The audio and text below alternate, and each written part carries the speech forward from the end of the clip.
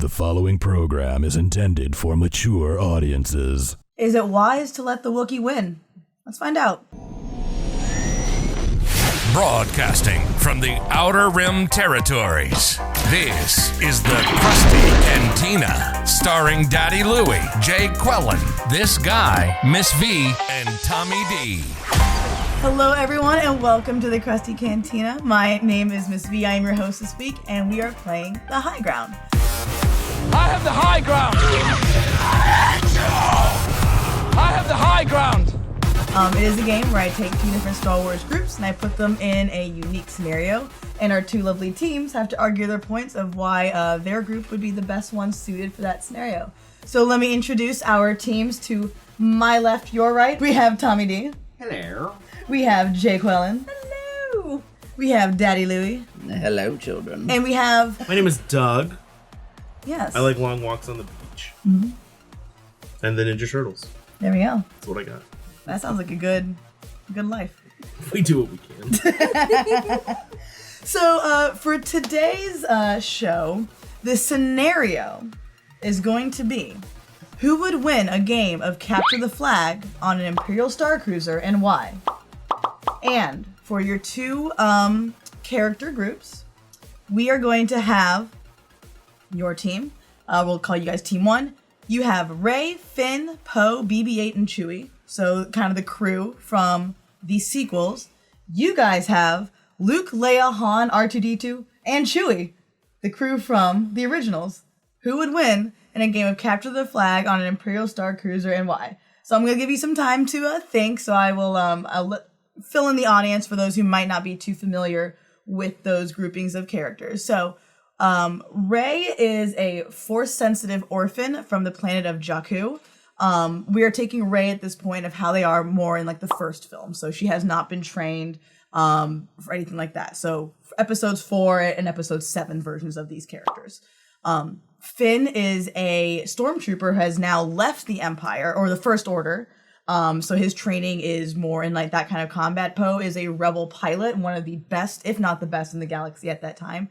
BB-8 is a very, very handy droid, absolutely adorable. And we have Chewbacca. He has been through decades of this bullshit in the galaxy. He is a Wookiee. He knows how to shoot, fight. He's awesome. And then, of course, we have Luke. At this point, he is also a Force-sensitive, now orphan, with very, very minimal training. We have Leia. She is a badass senator. She doesn't really have any formal military or weapons training, but she knows how to handle herself. We have Han, who is a smuggler, and again, at this time, probably one of, if not the best pilots in the galaxy. We have R2-D2, who is our fantastic droid, and Chewbacca, who has, again, been through decades of bullshit at this point, but he just can't leave these guys alone. So the way that this is going to break down, each of you is going to have an opening statement. Each group will. It's a minute each. I will shut you off with my lovely buzzer. And then after that, you guys have a one round of rebuttals, a minute and a half each. I wouldn't call that lovely. Well, lovely for me. Then we'll have 2 rounds of rebuttals, a minute and a half each for each team, and then your closing remarks, and then I will make my decision. I will say at this point, I have no bias either way. I'm very curious to see what you guys do. So we will start with Team 1. Your opening statement as to why Rey, Finn, Poe, BB-8, and Chewbacca as a team would win in a game of Capture the Flag and an Imperial Star Cruiser over Team 1. If I may, Daddy? Please. Mm-hmm. Let's start my timer here. Hold on. All right. Ready and begin. The team of The Force Awakens would clearly win and Capture the Flag on an Imperial starship. Because they have the tactical advantage. Finn, trained by the First Order, knows the layout of the starship like the back of his hand, knows the protocols that the stormtroopers go through. Abandon ship! All personnel proceed to escape pod! Who's walking the corridor when, who's doing what. You have Poe, who spent the majority of his adult life in the fight, flying fighters, again, just a tactical mind, maybe a little brash, maybe got like cojones the size of watermelons. And that's fine. You need that kind of motivational chutzpah. I think I used that right. I'm very Irish. You got Rey, who we know, based on general knowledge of the entire story, has some strong shit in her. She is very young, She's untrained. Then we have Chewbacca. He's the muscle. And then BB-8. BB-8 is just faster than R2. He's faster. All right. God bless you. Opening statements. Team 2. Begin. I got it. You better. Okay, so you had said an Imperial Star Destroyer. You didn't say anything about a First Order Star Destroyer. They're two She said a starship. It's not. No, she said an Imperial Star Destroyer. That's what you said. I said Imperial Star Cruiser. I don't know the difference between either. They all look the same. But there is a difference. Nerd alert! Okay. So there is a difference. So one is Imperial, one is First Order. They are vastly different. So they would not know the layout at all. However, our crew has been on Star Destroyers before, so they know the layout. Okay. Now, as far as the Chewbaccas, it doesn't matter. The Chewbaccas have a life debt with Han. So there is no Han on their team. So their Chewbacca would come to us. We get 2 Chewbaccas at that point. Right? So we're going to have 2 Chewies. Y'all are done. You got to have no Chewies. Right? Also, R2-D2 has literally saved the day in almost every single episode of Star Wars. He gets everyone out of everything. He's going to plug in. He's going to shut down the blast doors everywhere, denying any of their crew passage and anywhere. why do I feel like a smuggler would be good at capture the flag? Obviously, yeah. All right, that is your time. Team 1, you have a 1.5-minute rebuttal. I'll give you guys a couple seconds to calm and center yourselves here, because I think Doug's ready to throw a punch. All right, ready? Begin. I mean, the First Order starships were designed after the Imperial starships. They're almost identical. You look at them on the outside, they look pretty much the same. The inside, probably pretty much the same as well. As far as this life debt thing, I mean, at this point in time, 2 Chewies, our Chewie's looking at their Chewie like, you got it, you stay over there, I'm gonna come hang out with Rey, Rey's my chick. And let's just touch on the life debt for the technical aspect. Again, I know we're talking 4-7. That makes sense. But we also have the knowledge. We have the knowledge that Chewie continues on the journey after Han passes. with Rey. Because Chewie he's just been along for the ride for like 80 fucking years at this point. He's in it. He's going. So I don't believe Chewie would abandon ship. Sorry. No, you're fine. I mean, I'm thinking like Poe, Finn, and Rey. I'm just thinking they're in better physical condition than Luke, Leia, 100%. And Han. You know, Han relies more on his ship and his knowledge as a pilot rather than, you know, his physical endurance. Whereas, you know, you got like, and Luke too, right? Luke. Moisture farming can be tough, I would assume. A little bit, but nothing like surviving on the planet of Jakku. But we do need to be very clear here. He got us on the R2 thing. Yeah, but BB-8's faster. He's going to grab that flag and boom! That's your time. I'm not jumping ship. Don't jump ship. Team 2, your chance to rebut your first rebuttal. Go ahead. All right. So when we look at the cruisers from Clone Wars era, First Order, Imperial, they're all different. All the interiors are always different. We're talking about all of these characters, especially the sequel crew. Han is still alive at this time. If we're talking about everyone, But that Han's not in this game. No, okay. but he's still alive. You know what you had said. Chewie continues on without Han. Sure, yeah, that's fine. But Han, our Chewie, your Chewie, yes. But Han is still in existence in this time that was set up. So Chewie's still coming over to us. I mean, regardless. I mean, because it's like, oh my God, there's a Han, and then it's done. He's coming to hang out. And then Han's like, hey, what the fuck are you? Shut the fuck up! You had your 1.5 minutes. Anyway, the cruiser Imperial, we've got that. And you want to talk about Han is only like good at flying ships. He's a brawler. He's a fighter. He's the best shot in the galaxy. So what's Poe gonna do? Nothing. He can fly a little plane, but who's gonna win in a fight? Han every single time. That's it. I don't need anything else. Jackie, you guys got like 20 seconds left. Just say R2-D2 again. R2-D2. Yeah? I mean, yeah, Luke might have that twin force speak thing. Like, they can be in different parts of the ship. Leia would be like, hey, what's up, Poe? And just completely distract him. Yeah. All right, that is your 1.5 minutes. All right, so before we go into your second rebuttal here, before we, I want to throw out there that each team does have a female that no one has spoken about, and as a proud feminist, I would like to hear what you guys would think about. We just did talk about Leia. Maybe like for like a second. As but a like, sexual object. Yeah, you know. As a powerful woman using... But like, let's not forget that, you know, they both have their skills too. The Sure. boys are great, just like not telling you what arguments to make, but you know, cater to your judge. All right, you guys have another minute and a half on the clock. Go ahead. I did begin this presentation noting that Rey is, at this point in their journey, more force capable than Luke. Okay. So I'll throw myself that bone. Alternatively, I have just finished over the course of like 7 months watching the entire chronology of films from episode 1 through episode 9, including all of the animated series and The Mandalorian and things of that nature. I'm kind of a big deal. You can definitively tell when the architecture shifts in the prequel trilogy from Old Republic moving more closely toward Imperial. You can recognize that Imperial architecture. It's one of the coolest things about Star Wars, and it is the goddamn same in the First Order because nobody has a shred of creativity. That's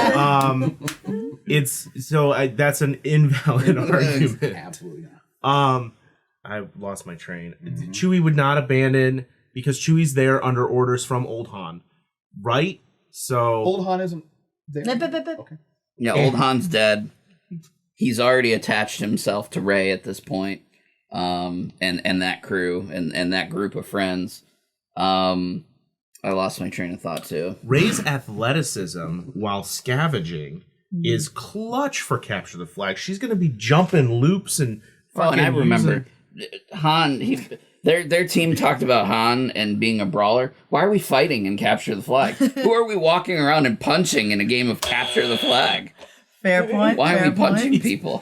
How'd you act like Capture the Flag? I don't remember walking around punching people in Capture the Flag. It's an Imperial ship. I mean, it's assumed that there's stormtroopers on the ship. You assume too much. All right. We don't know.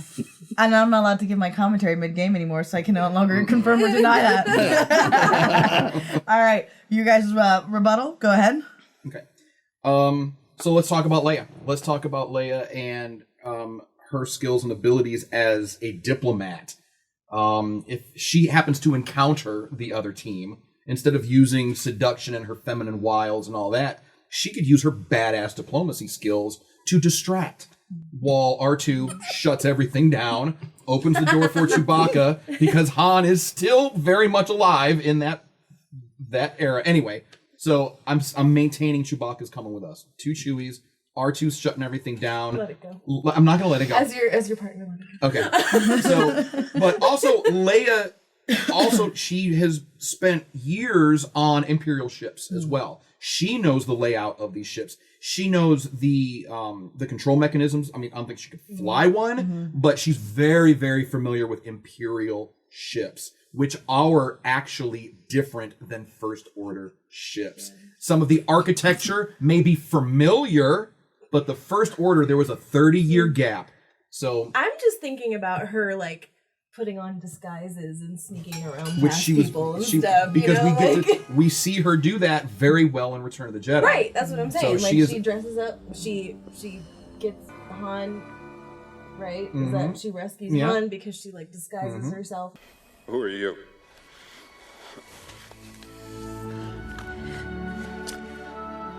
Someone who loves you. So she's very smart. Very She just uses whatever. and while Rey she's may small. have that power, Leia has the brains. The brains, for sure. Absolutely. All right. That is your minute and a half. Okay.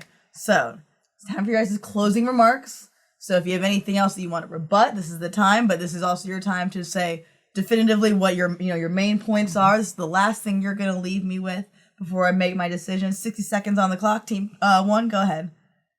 So as the team makes their way into the room where the flag is, they see Chewie and Han and Leia and fucking Luke, that sad bastard, and R2-D2, who they revere. And they fucking jump over them with their force flips and shit. And their old Chewie's just a little smarter than younger Chewie. And he fucking clotheslines them like a little bitch. Rey jumps up, grabs that flag, and they win. Now here's the thing. The R-Chewie stays with us. And then when Rey grabs the flag, Rey's going to give the flag to BB-8, and no one on that ship is going to be faster than BB-8. That little fucking He's a droid, wheel. he just goes, right? So he's got the little thing. He's like, boop, boop, boop, boop, gone. Couldn't catch him. Luke's going to go, and he's going to try really, really hard to force pull it, but no, he's not going to do it because it's not a lightsaber that's 2 feet right, away from him. Right, it's not a lightsaber that's 2 feet away. All right. Team 2, closing remarks. Go ahead. They wouldn't even make it to the flag room between all of their knowledge of Imperial Star Destroyer cruisers, Leia's diplomacy, and again, R2 comes in clutch every single time. Even when we see R2 kind of versus Chopper, R2 clearly comes out on top. R2 could have done more things to Chop, but because it's R2-D2 and everyone loves R2-D2 and R2-D2 is always written that way, R2 would shut them down. They would never get there. And if by some miracle they did, again, Chewie. Chewie's not going to clothesline Chewie, is my argument. No. Not that he would jump ship, but Chewie is not going to clothesline Chewie. No, he's definitely because he would have missed Han. You know, as soon as he's like, of course he's gonna give hugs. They're gonna forget about the flag. They don't care about that flag. Yeah, maybe they're just all gonna hug, and the two Chewies and Han are gonna hug it out, right? R2 is gonna shut everything down. I think maybe Luke's gonna ask Rey about the Force, but all right, this is one of our better discussions. I'm loving this. All of you guys had some really, really, really great points. Rey definitely has a lot more strength in the Force, which kind of gives them an advantage there. You know, and also having Finn, who has knowledge of a similar, if not identical level of ship, is also, you know, really, really important. Having R2-D2, who can, you know, basically the master control of the ship, and Leia, who's also been on the ship too. Those are also excellent points. I like to imagine, this is not at all against your points, but in my mind, the more you guys talked, I just imagine like the two Chewbacca's just like hugging sitting in a room watching all these fucking humans running around, and them just like shaking, and just like talking with each other and just being like, you know what? For once in our fucking lives, we're staying out of it. Yeah, because they probably haven't each seen a Wookiee in a long time, right. So they're like speaking. This is definitely a tough one, and it's also like a battle royale that I do want to see play out. But I think squeaking ahead just barely, I'm going to have to go with Team 2.